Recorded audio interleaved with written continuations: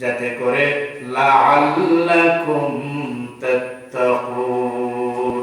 আল্লাহ বলেন তোমরা সিয়াম সাধনার মাধ্যমে, রমজান শরীফের রোজা রাখার মাধ্যমে তোমরা তাকওয়ার গুণ অর্জন করতে পারো, তোমরা তাকওয়াবান হয়ে যেতে পারো, পরেজগার হয়ে যেতে পারো, আল্লাহওয়ালা হয়ে যেতে পারো, মুত্তাকি হয়ে যেতে পারো, সমাজের ভালো মানুষ হিসাবে তোমরা পরিচিতি লাভ করতে পারো, তোমরা সুনাগরিক হয়ে যেতে পারো। এক কথায় একজন মানুষ যতটা গুণ, যতটা ভালো গুণ থাকলে পরে একজন মানুষকে ভালো বলা যায়, সেই ভালো গুণ হাসিল করার জন্য, সেই ভালো গুণগুলো অর্জন করার জন্য আল্লাহ সুবহানাহু ওয়া তাআলা আমাদের উপর রমজান শরীফের রোজা ফরজ করে দিয়েছে। বলুন না সুবহানাল্লাহ। সম্মানিত উপস্থিতি, এখানে লক্ষণীয় বিষয় হলো আল্লাহ সুবহানাহু ওয়া তাআলা বললেন, ইয়া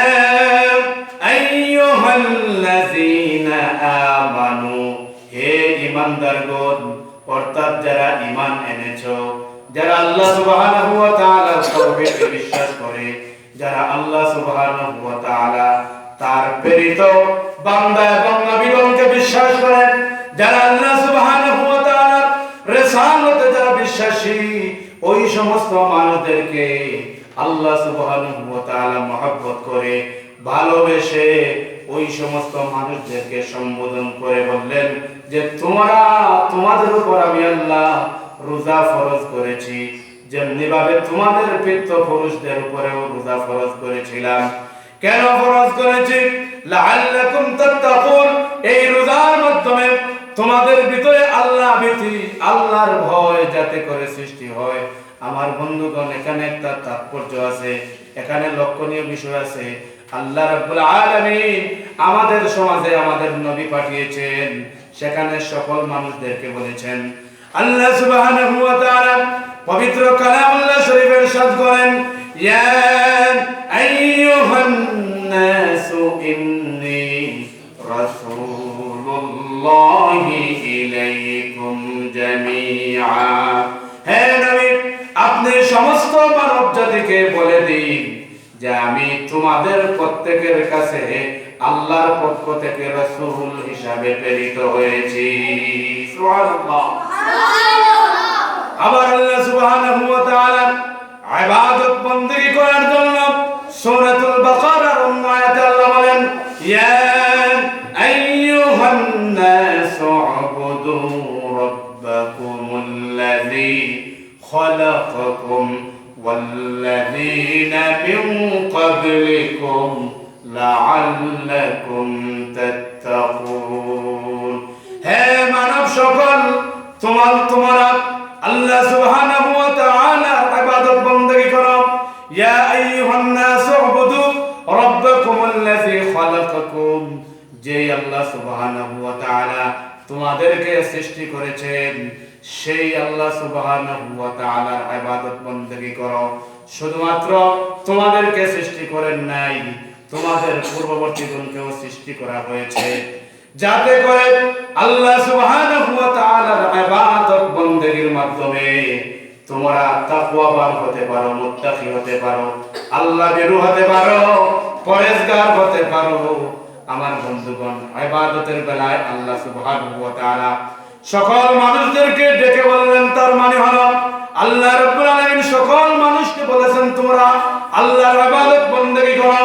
আবার আমাদের কাছে যে রাসূল পাঠিয়েছেন, সেই রাসূলকেও বলেছেন, হে রাসূল, আপনি মানুষদেরকে বলে দেন যে আমি তোমাদের প্রত্যেকের জন্য রহমতের নবী হিসেবে এই দুনিয়াতে প্রেরিত হয়েছি। সুবহানাল্লাহ। কিন্তু এই রমজান শরীফের রোজা শুধুমাত্র মুসলমানরা রাখে না, ইহুদিরাও রাখে, খ্রিস্টানেরাও রাখে, বৌদ্ধরাও রাখে, হিন্দুরাও রাখে। ইসলাম ছাড়া অন্যান্য যত ধর্মাবলম্বী আছে তারাও রমজান শরীফ ছাড়া অন্যান্য দিন, অন্যান্য সময়ে তারাও রোজা রাখে, ঠিক কিনা? কারণ আমাদের নবী, বিশ্ব নবী রাহমাতুল লিল আলামিন যখন হিজরত করে মদিনায় গেলেন, মদিনায় গিয়ে দেখলেন ইহুদিরাও রোজা রাখে, তখন আল্লাহর নবী ইহুদিদেরকে প্রশ্ন করলেন, হে ইহুদি সম্প্রদায়, তোমরা কেন রোজা রাখো, তোমরা কেন আশুরা রোজা রাখো? তারা বলল, আমরা রোজা রাখি। ওই দিন আল্লাহ সুবহানাহু ওয়া তাআলা বনি ইসরাইল জাতিকে আল্লাহ রাব্বুল আলামিন মুক্তি দিয়েছিলেন। আমাদের মুসা আলাইহিস সালাতু ওয়াস সালামের শরণার্থে যদি তারা রোজা রাখতে পারে, কিন্তু আমি হলাম নবী, কারণ মুসা আলাইহিস সালাতু ওয়াস সালামের সবচেয়ে বেশি হকদার হলাম আমি। এই জন্য হে হে আমার সাহাবায়ে কেরাম, ইহুদিরা হযরত মুসা আলাইহিস সালাতু ওয়াস সালামকে স্মরণ করে তারা একদিন আশুরার রোজা রাখে, আর আমি হলাম মুসা আলাইহিস সালাতু ওয়াস সালামের সবচেয়ে বেশি হকদার। এই জন্য মুসা আলাইহিস সালাতু ওয়াস সালাম যেহেতু ওই দিন বনি ইসরাইলের নাজাতের কারণে রোজা রাখেন, ইহুদিরাও স্মরণ করে রোজা রাখে, তাহলে আমরা একদিন রাখবো না, আমরা আশুরার রোজা দুইটা আগামী বছর রাখবো। সুবহানাল্লাহ। এই হাদিস থেকে প্রমাণিত হয় ইহুদিরাও রোজা রাখে, খ্রিস্টানরাও রোজা রাখে, বৌদ্ধরাও রোজা রাখে, বিভিন্ন ধর্মাবলম্বীরা, ইসলাম ছাড়া অন্যান্য ধর্মাবলম্বীরাও রোজা রাখে। কিন্তু আমার বন্ধুগণ, তাহলে তো আল্লাহ রাব্বুল আলামিন বলতেছিলেন যে ইয়া আইয়ুহান নাস, হে মানব সকল, তোমরা রোজা রাখো। ওই কথা না বললে আল্লাহ রাব্বুল আলামিন কেন বললেন ইয়া আইয়ুহাল্লাযীনা আমানু, হে ঈমানদারেরা তোমরা রোজা রাখো? এখান থেকে সুস্পষ্ট হয়ে যায় ইহুদিরাও রোজা রাখে, খ্রিস্টানরাও রোজা রাখে, বৌদ্ধরাও রোজা রাখে, হিন্দুরাও রোজা রাখে। বেদ গ্রন্থবালী যারা বেদকে অনুসরণ করে, যারা মহাভারতকে অনুসরণ করে, যারা ত্রিপিটককে অনুসরণ করে, যারা আল্লাহর কালাম মহাগ্রন্থ আল কোরআন ছাড়া অন্যান্য গ্রন্থকে যারা অনুসরণ করে, অন্যান্য ধর্মাবলম্বীরাও রোজা রাখে, কিন্তু তাদের রোজা আল্লাহর দরবারে অ্যাকসেপ্ট নয়, তাদের রোজা আল্লাহ কবুল করেন না, কারণ তাদের মধ্যে কি নাই? ঈমান নাই। ঠিক না? তাহলে এখান থেকে বোঝা গেল ঈমান ভিত্তিক রোজা রাখলে আল্লাহ কবুল করেন, আর ঈমান ছাড়া, ঈমান বহির্ভূত যদি আপনি রোজা রাখেন, ওই রোজা কবুল হয় না। তাহলে ইহুদিরাও রোজা রাখে, খ্রিস্টানেরাও রোজা রাখে, বৌদ্ধরাও রোজা রাখে, তাদের রোজা আল্লাহর দরবারে কবুল নয়, আল্লাহর দরবারে গ্রান্টেড নয়, কারণ তাদের রোজা ঈমান ভিত্তিক নয়। ঠিক কিনা?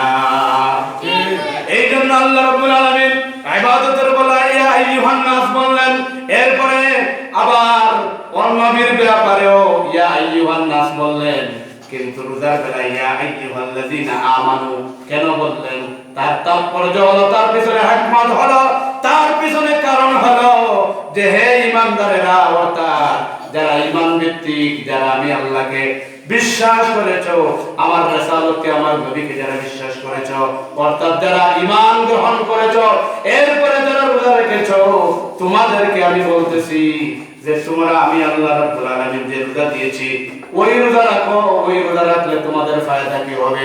লাআল্লাকুম তাত্তাকুন, এই রোজা রাখলে তোমরা মুত্তাকি, আল্লাহওয়ালা, পরহেজগার হয়ে যাবে। সুবহানাল্লাহ। তাহলে বোঝা গেল ঈমানের ভিত্তিতে, ঈমানের পরিচয়ে, ঈমানের ভিতরে প্রবেশ করে যদি আপনি রোজা রাখেন, সেই রোজা আল্লাহর দরবারে কবুল হবে। আর ঈমানের বাহিরে যদি আপনি রোজা রাখেন, তাহলে সেই রোজা হবে না, উপবাস হবে, কিন্তু সেই রোজা আল্লাহর দরবারে কবুল হবে না। বুঝতে পারছেন? এখন আসুন, আমি বুখারীর থেকে আরো 2-3টা হাদিস পড়লে আরো ক্লিয়ার হয়ে যাবে যে ঈমান বহির্ভূত রোজার কোনো দাম নাই, এটা আরো ক্লিয়ার হয়ে যাবে। আমি তোমাদেরকে বলছি যে বাম সাইডে সমস্ত ছাত্ররা বসবে, আর ডান সাইডে মুরব্বিয়ানে কেরামরা বসবেন। আমার বন্ধুগণ, আমি বলতে চাই যে ঈমান ভিত্তিক রোজা আল্লাহর দরবারে কবুল, ঈমান ভিত্তিক রোজা রাখলে গুনাহ মাফ হয়, কিন্তু ঈমান বহির্ভূত রোজা রাখলে ওই রোজা উপবাসী হবে, ওই রোজার দ্বারা গুনাহ মাফ হবে না। তার 2-1টা দলিল আপনাদের সামনে উপস্থাপন করলে বিষয়টা ক্লিয়ার হয়ে যাবে। এই রমজান শরীফে রোজা রাখার জন্য আল্লাহ রাব্বুল আলামিন আমাদেরকে পবিত্র কোরআন শরীফে নির্দেশ দিয়েছেন। হাদিস শরীফে আল্লাহর নবী বলেছেন, মান সামা রমাদান ঈমানান ওয়া ইহতিসাবান গুফিরা লাহু মা তাকাদ্দামা মিন যামবিহি। নবীজি বলেন, মান সামা রমাদান, যেই ব্যক্তি ঈমানের সাথে ওয়া ইহতিসাবান পর্যালোচনা করে আও ইহতিসাবান সওয়াবের নিয়তে। লক্ষণীয় বিষয় হলো যে ব্যক্তি ঈমানের সাথে সওয়াব পাওয়ার আশায় পর্যালোচনা করে যে ব্যক্তি রোজা রাখবে, আল্লাহর নবী বলেন গুফিরা লাহু মা তাকাদ্দামা মিন যামবিহি।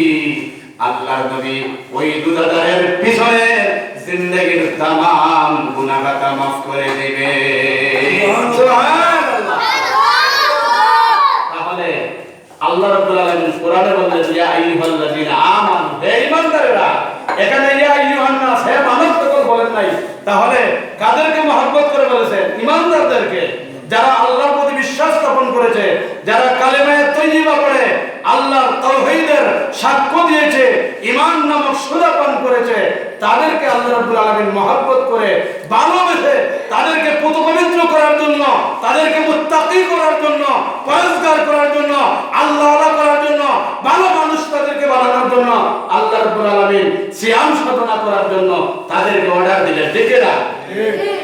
শুধু তাই না, শুধু সিয়াম সাধনা করে মুত্তাকি হবেন তাই নয়, এই সিয়াম সাধনার মাধ্যমে আপনি ঈমান ভিত্তিক সওয়াবের নিয়তে, সওয়াবের আশায় যদি আপনি রোজা রাখেন, তাহলে আল্লাহ সুবহানাহু ওয়া তাআলা আপনার জিন্দেগীর পিছনের সমস্ত অতীতের গুনাহ খাতা maaf করে দিবে। সুবহানাল্লাহ।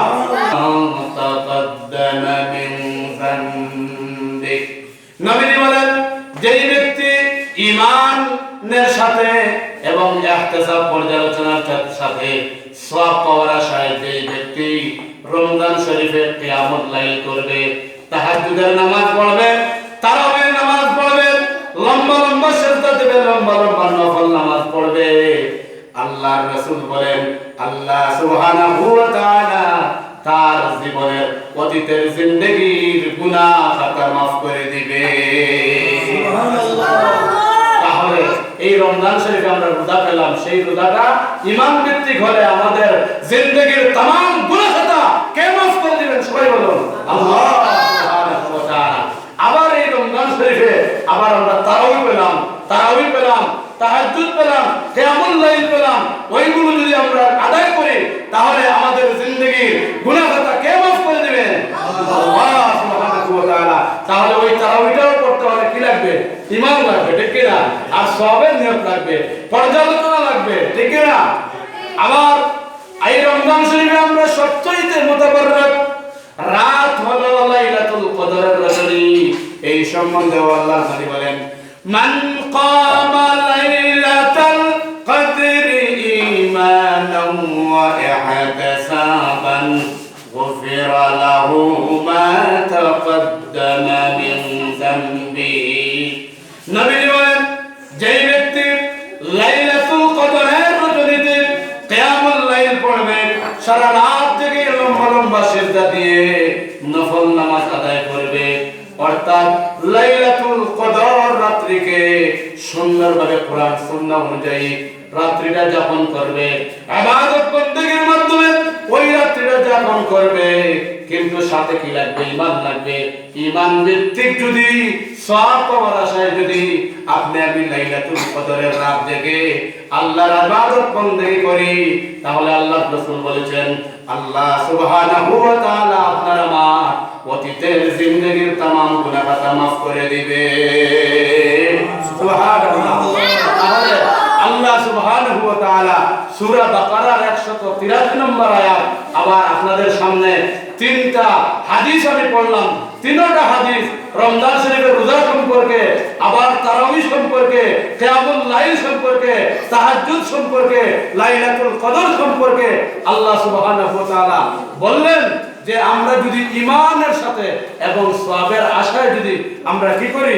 এই সমস্ত আমল করি, সিয়াম সাধনা করি, তারাবি পড়ি, তাহাজ্জুদ পড়ি, লাইলাতুল কদরের রাত্রি যাপন করি, তাহলে আল্লাহ সুবহানাহু ওয়া তাআলা আমাদের অতীতের জিন্দেগীর গুনাহ খাতা maaf করে দিবেন। সুবহানাল্লাহ। যাতে করে এই রমজান শরীফের মাধ্যমে, এই রমজান শরীফের রোজা পালন করার মাধ্যমে, এই রমজান শরীফের সিয়াম সাধনার মাধ্যমে যাতে করে আমরা মুত্তাকি হতে পারি, আল্লাহওয়ালা হতে পারি, পরেজগার